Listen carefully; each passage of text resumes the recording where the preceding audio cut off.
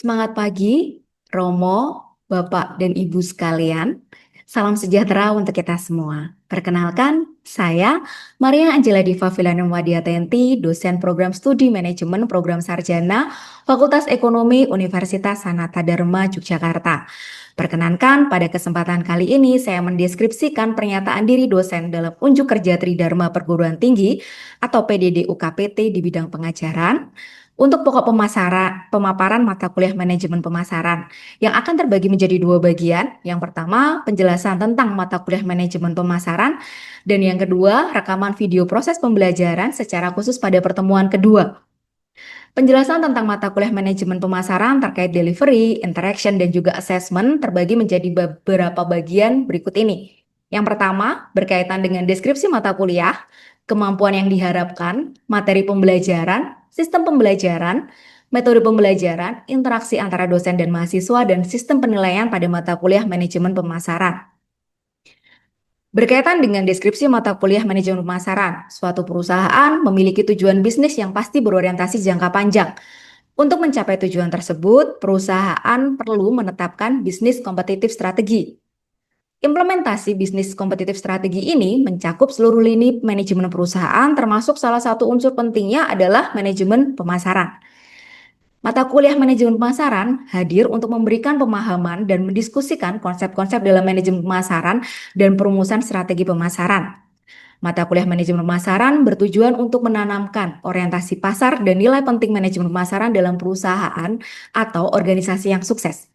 Konsep yang dipelajari berkaitan dengan definisi dan pemahaman tugas manajemen pemasaran, nilai penting riset, perspektif persaingan, dan pemahaman akan pasar.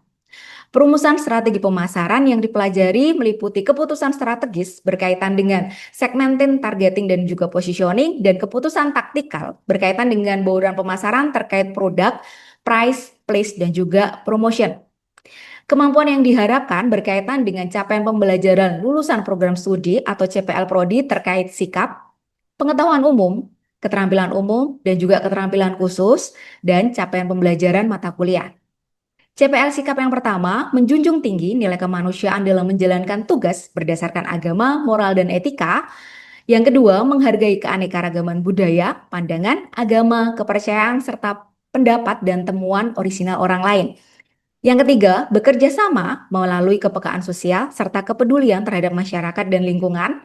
Yang keempat, menginternalisasi nilai norma dan etika akademik. Dan yang kelima, menunjukkan sikap bertanggung jawab atas pekerjaan di bidang keahliannya secara mandiri.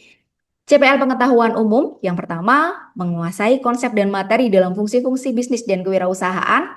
Yang kedua, menguasai pengetahuan akademik dalam penerapan fungsi-fungsi manajemen. CPL keterampilan umum yang pertama, mampu menerapkan pemikiran logis, kritis, sistematis, dan inovatif dalam konsep pengembangan dan implementasi ilmu pengetahuan dan teknologi yang memperhatikan dan menerapkan nilai humaniora sesuai dengan bidang keahliannya. Yang kedua, mampu menunjukkan kinerja mandiri, bermutu, dan terukur. Yang ketiga, mampu memelihara dan mengembangkan jaringan kerja, baik di dalam maupun di luar lembaganya. CPL keterampilan khusus yang pertama, mampu mengaplikasikan keahlian di bidang manajemen bisnis dan organisasi serta teknologi yang menyertainya dalam lingkungan bisnis yang terus berubah, mampu mengaplikasikan keterampilan analitis, konseptual, dan kepemimpinan bagi pengenalan situasi dan penyelesaian masalah bisnis dan organisasi. Dan yang ketiga, mampu berkomunikasi dan bekerja sama dalam organisasi maupun dengan pihak luar organisasi. CPMK untuk mata kuliah manajemen pemasaran yang pertama, memahami dan menguasai konsep tentang lingkungan pemasaran, nilai konsumen, relasi dengan konsumen, perilaku pasar konsumen, dan pasar bisnis, dan memiliki orientasi pasar. Yang kedua, mampu merumuskan strategi pemasaran yang tepat dan menciptakan keunggulan bersaing. Yang ketiga, mampu mengidentifikasi dan menganalisis masalah pemasaran. Yang keempat, memiliki prakarsa dalam memberikan contoh tentang penerapan konsep pada kasus dalam masyarakat. Yang kelima, mampu memiliki semangat kerjasama kepedulian dalam mengelola manajemen pemasaran yang efektif dan efisien. Dan yang keenam, mampu memahami kebutuhan dan masalah pemasaran dengan empati serta menghargai aspek psikologi dalam keputusan strategi pemasaran yang diambil. Materi pembelajaran untuk manajemen pemasaran yang pertama, apakah manajemen pemasaran itu perencanaan strategis pemasaran dan penyusunannya, riset dan sistem informasi pemasaran, pasar konsumen dan perilaku konsumen, pasar bisnis dan perilaku pasar bisnis, segmentation, targeting, dan juga positioning, bauran pemasaran terkait strategi produk, strategi harga, strategi distribusi, komunikasi pemasaran terpadu, keunggulan bersaing, dan juga marketing social responsibility. Untuk sistem dan metode pembelajaran yang digunakan, pembelajaran diberikan menggunakan metode flipped learning, di mana mahasiswa diminta untuk mempelajari terlebih dahulu dari materi-materi yang sudah diberikan di LMS dan juga beberapa studi kasus yang sudah ada di LMS. Lalu yang kedua, sifatnya bersifat sinkronus dan asinkronus, bersifat studi kasus dan juga proyek. Untuk aplikasi pendukung pembelajaran, beberapa aplikasinya antara lain adalah Puzzle Maker, Mentimeter, Quizzes, dan juga LMS Belajar USD. Bentuk interaksi pada mata kuliah manajemen pemasaran ini adalah tugas mandiri, studi literatur, diskusi kelompok, presentasi, dan proyek. Asesmen capaian pembelajaran terkait rencana tugas RTM penilaian, rubrik penilaian, dan juga komponen nilai akhir. Berikut adalah salah satu contoh RTM untuk proyek video pemasaran sosial.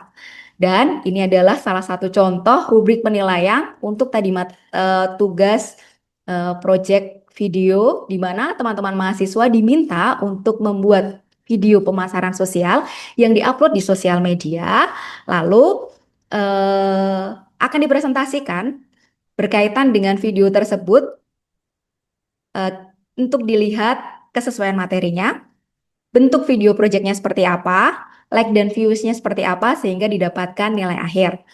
Untuk sistem penilaian mata kuliah, untuk bobot dan persentasenya, partisipasi 10%, untuk tugas 35%, UTS dan UAS masing-masing 20%, untuk ujian sisipan 15%. Berikut adalah integrasi penelitian dan pengabdian di dalam pengajaran secara khususnya mata kuliah manajemen pemasaran, di mana beberapa artikel ilmiah, publikasi dari penelitian dan hasil pengabdian digunakan sebagai sumber referensi dan juga sebagai studi kasus dalam proses pembelajaran manajemen pemasaran. Sekian berkaitan dengan penjelasan untuk mata kuliah manajemen pemasaran. Selanjutnya, berkaitan dengan video pembelajaran manajemen pemasaran secara khusus untuk pertemuan kedua akan diputar setelah berikut. Silahkan menyaksikan. Terima kasih. Selamat pagi teman-teman. Selamat pagi. Oke, masih ada yang kurang semangat ya. Selamat pagi teman-teman. Selamat pagi. Gimana paginya? Aman hari ini? Puji Tuhan. Puji Tuhan. Oke, di minggu kedua kita kali ini perkuliahan kita akan membahas berkaitan dengan konsep dasar pemasaran. Apa sih yang akan kita bahas hari ini? Kita akan membahas berkaitan dengan apa aja yang bisa dipasarkan, lalu apa itu pasar, dan konsep inti dari pemasaran itu apa. Nah, nanti kita akan membahas 3 hal ini. Tapi sebelumnya, minggu lalu kita sudah membahas berkaitan dengan kontrak perkuliahan kita. Lalu teman-teman sudah saya berikan gambaran berkaitan dengan perkuliahan kita di manajemen pemasaran ini secara satu semester ini kita bakal mempelajari apa saja. Nah, berarti berkaitan dengan pemasaran. Ada yang masih ingat? Kemarin itu pemasaran itu berkaitan dengan apa ya? Ayo. Oke, silakan. Mbak siapa? Ani. Oke, Mbak Ani. Apa itu pemasaran, Mbak?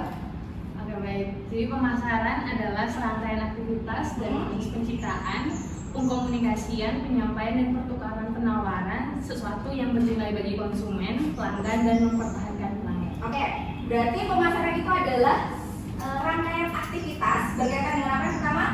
Yang pertama proses penciptaannya, Oke, proses penciptaan, pengkomunikasiannya, mengkomunikasikannya, penyampaian dan pertukaran. menyampaikan, lalu bertukar, dan yang terakhir Dan yang terakhir penawaran. penawaran sudah. Yang terakhir apa teman-teman? Mempertahankan Pelanggan. Nah, ketika teman-teman sudah dapat konsumen, lalu teman-teman, yang penting konsumen saya banyak. Apakah itu sudah cukup? Belum. Supaya konsumennya tidak pindah ke lain hati, maka teman-teman harus mempertahankan pelanggan teman-teman sebagai pemasar. Oke. Wah, jadi bukan kalau kemarin di minggu lalu teman-teman, pemasaran itu berkaitan dengan apa? Promosi, penjualan. Nah, ternyata pemasaran itu adalah serangkaian aktivitas. Mulai dari menciptakan, mengkomunikasikan, menyampaikan, lalu ada proses pertukaran penawaran, sesuatu yang punya nilai dan mempertahankan pelanggannya. Oke. Nah, lalu yang berikutnya apa nih yang kira-kira bisa dipasarkan? Oke, di layar sudah ada barcode. Silahkan teman-teman ambil handphone ya, scan barcode yang ada, lalu isikan apa yang dipasarkan menurut teman-teman. Isi masing-masing kurang lebih 2-3. Apa yang menurut teman-teman itu bisa dipasarkan? Silahkan.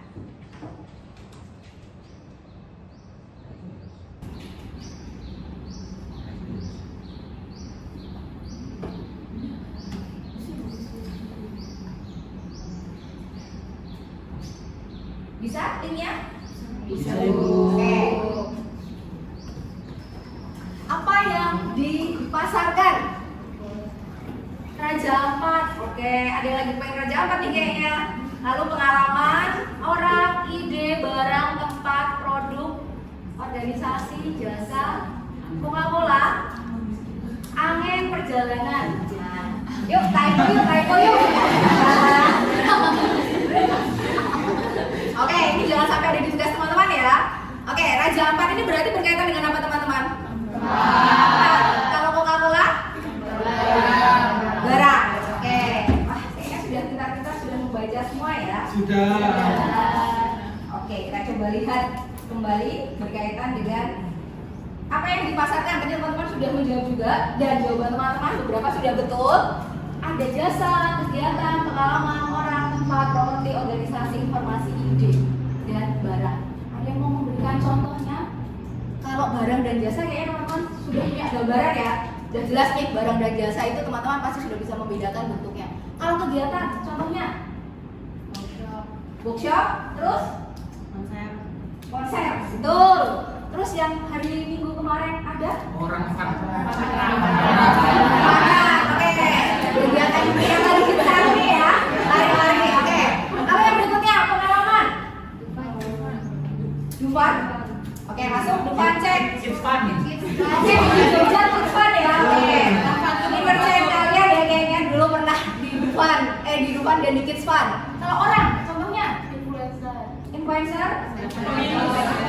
Oke, berkaitan dengan pemilu kemarin, apakah para calon-calon itu butuh dipasarkan? Oke, cek. Tempat, tadi ada yang menyebut Raja Ampat. Nah, oke. Properti. Oke, rumah. Biasanya iklan-iklannya Senin harga naik. Tahu iklan itu nggak? Kayaknya kita beda generasi ya. Oke, lalu yang berikutnya organisasi. Oke, teman-teman manajemen langsung ke MJM. Oke, informasi. Berita. Mau ketika teman-teman buka itu biasanya pop-up-nya, potongan-potongannya itu salah satunya adalah potongan-potongan dari berita-berita. Supaya teman-teman klik sehingga itu adalah salah satu metode pemasaran. Lalu ide, desain itu maaf kalau teman-teman butuh rumah, arsitek itu yang dibayar adalah ide. Oke. Lalu berikutnya berkaitan dengan pasar. Menurut teman-teman pasar itu apa sih sebenarnya? Tempat jual dan beli. Tempatnya apakah harus berupa tempat fisik? Oke, tidak ya. Jadi lebih ke bertemunya penjual dan pembeli. Oke, teman-teman sudah lumayan banyak pahamnya nih berkaitan dengan konsep dasar pemasaran ini. Ada 3 hal, ada marketplace, market space, dan meta market. Ternyata 3 hal itu berbeda. Oke, ada yang mau membedakan 3 hal tersebut? Coba, apa tangan silakan. Ayo. Oke, silakan. Kalau marketplace itu tempatnya secara fisik. Oke, tempatnya secara fisik terus. Kalau misalkan market space itu digital. Space, oke, space-nya adalah space digital ya. Oke, kalau meta market. Kalau meta market itu dia keduanya, ada produk dan jasa yang digabungkan. Ada produk dan jasa yang digabungkan. Ada yang mau memberi contoh berkaitan dengan meta market? Oke, Oke, silakan. Industri mobil. Industri mobil, gimana tuh industri mobil dan meta marketnya? Kan dia juga mobil, tapi dia gitu ngasih tahu apa ngasih perbaikan. Oke. Jaminan. Oke, industri mobil. Oke, kalau teman-teman lihat di industri mobil, jelas yang pertama itu berarti produknya adalah mobil. Apakah hanya mobil saja? Ada produk-produk pendukung lainnya termasuk layanan. Contohnya adalah ketika teman-teman pergi ke bengkel, pasti biasanya di situ ada spare part-nya, ya kan? Lalu biasanya kalau teman-teman beli mobil awal-awal itu pasti ditawarin apanya? Majalahnya. Oke, berkaitan dengan ada majalahnya. Lalu setelah teman-teman beli mobil, itu pasti teman-teman akan ditawari dengan produk tambahannya adalah jasanya. Garansi itu biasanya kalau sifatnya adalah apa? Lebih ke barang ya. Kalau otomotif tuh apakah garansi? Servis garansi itu berarti berkaitan dengan asuransi. Oke. Marketplace itu tadi dalam bentuk fisik. Contohnya adalah toko, supermarket, pasar. Ada di sini yang belum pernah ke pasar, boleh angkat tangan. Kalau siapa tahu kan anak-anak zaman sekarang tidak mengenal pasar, tahunya adalah pasar digital, Shopee, Tokopedia. Ada yang belum pernah ke pasar? Nah semua ya, oke. Lalu market space, betul, itu berkaitan dengan space digital. Dibeli, Lazada, Tokopedia, apa lagi? Shopee, terus apa lagi? TikTok Shop. Oke, ya. Tadi metamarket teman-teman juga sudah menjelaskan contohnya. Kenapa dengan contoh? Karena kalau contoh itu kan biasanya teman-teman akan jauh lebih mudah untuk memahaminya. Maka metamarket itu pengelompokan produk dan jasa yang saling berhubungan. Ketika teman-teman beli mobil, teman-teman jelas butuh. Kalau misalnya tabrakan kan tidak minta sih, tapi biasanya butuh asuransinya supaya bisa diklaim, bisa diperbaiki. Lalu ada servis berkalanya. Oke, lalu ada spare partnya, bahkan sampai ke majalah otomotifnya ketika teman-teman beli mobil tersebut. Oke, ini yang berikutnya berkaitan dengan konsep inti pemasaran. Jelas, kalau pemasaran itu harus ada apanya dulu nih? Konsumennya. Siapa konsumen teman-teman? Lalu konsumen itu berkaitan dengan kebutuhan dan oke, lalu nanti akan ada proses segmentasi, ada targeting, positioning yang juga berkaitan dengan analisis SWOT dan juga 4P. Apakah sekarang masih 4P? Lebih kemana sekarang? 7P. Oke, 7P. Kita akan bahas satu persatu. Yang pertama berkaitan dengan ini dulu. Ada kebutuhan, keinginan, dan penawaran. Apakah tiga hal ini adalah hal yang sama? Beda. Bedanya apa berarti? Kalau beda, bedanya apa? Kalau kebutuhan tuh yang penting Bu. Kalau kebutuhan itu yang penting, keinginan nggak penting berarti. Yang harus Yang harus dipenuhi. Kalau keinginan nggak harus dipenuhi. dipenuhi tapi nggak yang wajib. Oke, dipenuhi tapi tidak wajib untuk dipenuhi. Oke, maka ada yang mau ngasih contoh? Sederhana aja yang ada di sekitar teman-teman. Mungkin makanan. Oke, makan. Teman-teman butuh makan ya berarti? Biasanya inginnya apa sih kalau makan itu?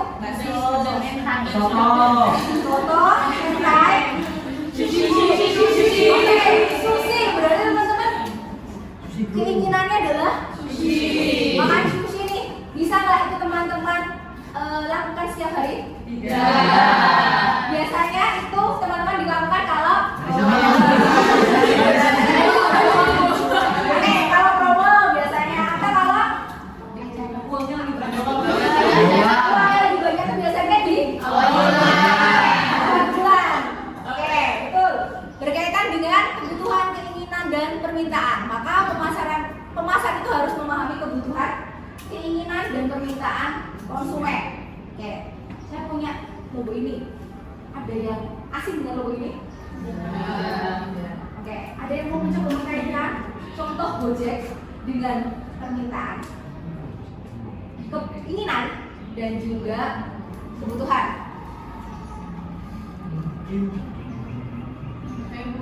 Oke, silakan. Mungkin saat ini kita tuh pengennya kalau transportasi itu kayak nyaman, Oke.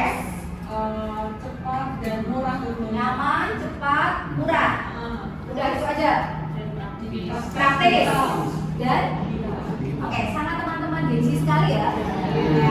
Yang sangat digital. Maka hadirlah Gojek untuk memenuhi kebutuhan. Akan satu berarti kebutuhannya apa nih? Transportasi. Ada nggak sih di antara teman-teman ini yang masih kepengkelan untuk cari ojek? Di Gen Z ini itu kan ibaratnya kalau kalian bisa dengan mudah keluar kamar, teman-teman tiba-tiba langsung ada ojek tersebut ya. Ya, oke. Karena berkaitan dengan kebutuhan transportasi online, keinginannya apa tadi? Yang praktis, cepat, murah, dan digital, serta aman. Kalau teman-teman naik opang, mau opang nggak? Ojek pangkalan. Itu bisa di tracing nggak? Bisa di tracing nggak? Tidak. Tapi kalau teman-teman naik ojek online bisa di tracing nggak? Bisa. Bisa. Ojeknya sampai di mana, perjalanannya itu rutenya bagaimana, itu bisa di tracing. Maka muncullah permintaan tadi untuk transportasi online yang aman, cepat, praktis. Maka hadirlah Gojek. Oke. Tadi yang pertama kan berkaitan dengan kebutuhan dan keinginan konsumen. Lalu yang berikutnya, oke, sampai di sini dulu. Ada pertanyaan ada? Kebutuhan, keinginan dan permintaan. Saya ingin bertanya Bu. Oke, silakan Mas. Saya Dima dengan tim 21. Bagaimana cara memahami kebutuhan, keinginan dan permintaan konsumen di era digital? Oke, bagaimana memahami kebutuhan, keinginan dan permintaan di era digital saat ini? Oke, karena sangat basic sekali ya Mas ya. Betul. Terus gimana nih? Kalau kebutuhan, keinginan dan permintaan, apakah sama kebutuhan, permintaan dan keinginan era digital saat ini dengan era saya? Kira-kira sama nggak? Kalau butuhnya mungkin sama ya. Dulu era saya sama-sama butuh.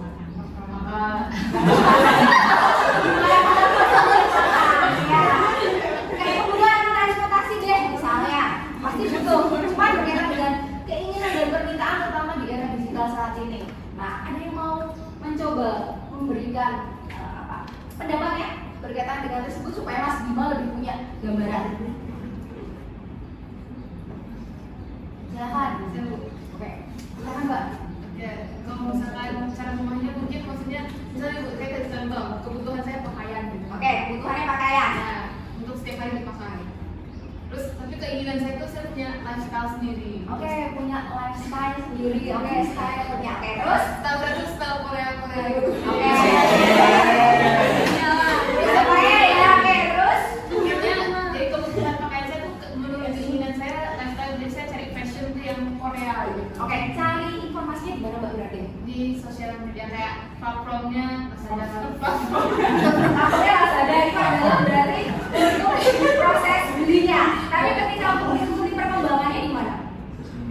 Di TikTok. Di TikTok. Oke, berarti sudah terjawab Mas Bima? Sudah Bu. Oke, sudah terjawab. Oke, benar sekali bahwa saat ini itu kan adalah eranya digital. Kalau teman-teman nonton media scroll media sosial teman-teman nyekrolnya apa atau ngeklik apa? Algoritmanya akan muncul dan bahkan itu akan nyambung ke teman nyambung kemana? Marketplace. Itu adalah cara memahami berkaitan dengan kebutuhan, keinginan dan permintaan terutama di era digital saat ini. Algoritmanya teman-teman, apa yang teman-teman cari di sosial media itu bahkan akan muncul di marketplace yang teman-teman pilih. Atau ketika teman-teman nyari di marketplace misalnya tadi baju style Korea misalnya, pasti di marketplace yang lain itu akan keluar dan keluarnya akan kurang lebih adalah hal-hal tersebut. Itu kenapa sangat digital saat ini. Maka hati-hati dengan jejak digital teman-teman juga. Maka silakan posting hal-hal yang sifatnya adalah positif. Oke, kalau tidak ada pertanyaan, maka karena kita belum ya, jadi materi memang sudah saya berikan di RMS. Lalu teman-teman belajar secara mandiri terlebih dahulu, teman-teman kasus nanti akan kita bahas seperti ini di dalam kelas, sehingga akan jauh lebih mudah dipahami ketika teman-teman sudah membacanya, sehingga teman-teman masuk ke dalam kelas itu sudah ada modalnya nih, ibaratnya seperti itu. Oke, minggu lalu kita sudah membagi teman-teman menjadi beberapa kelompok, menjadi 5 kelompok. Maka tugas minggu depan adalah teman-teman membuat 3VS approach to marketing. Ini berkaitan dengan value. Tapi kelompok ini sudah saya tentukan kira-kira jenis produknya. Kelompok 1 itu adalah produk jamu modern. Lalu kelompok 2 itu adalah produk susu protein. Punya gambaran ya, jamu modern, susu protein. Lalu yang ketiga asuransi kesehatan. Yang keempat jasa pemakaman. Betul, San Diego. Grand event. Itu sudah menjadi tren saat ini bahwa jasa pemakaman itu ternyata menjadi salah satu kebutuhan dan menjadi minat konsumen saat ini.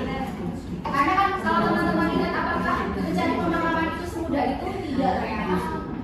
Maka itu menjadi salah satu yang perlu kita pelajari juga. Lalu yang terakhir kelompok 5 itu berkaitan dengan produk ramah lingkungan. Ada pertanyaan berkaitan dengan tugasnya. Jadi tugasnya adalah teman-teman membuat 3VS approach to marketing. Itu di LMS sudah ada, materinya juga sudah ada. Teman-teman tinggal cari contohnya dan bagaimana membangun value-nya dari 5 jenis produk ini. Detail tugasnya juga sudah ada di LMS, sehingga teman-teman bisa cek dari LMS dan jangan lupa submit di LMS sebelum perkuliahan. Tugasnya berkelompok, tapi silakan teman-teman submit secara individu. Oke? Ada pertanyaan tugasnya? Tidak. Oke, kalau tidak ada pertanyaan, maka silakan teman-teman kerjakan tugasnya secara berkelompok. Pastikan teman-teman submit secara individu. Oke, jadi minggu depan kita akan membahas berkaitan dengan value, terutama value di perusahaan yang akan teman-teman dalami. Oke, kalau tidak ada pertanyaan, maka kelas hari ini saya cukupkan. Terima kasih. Selamat siang.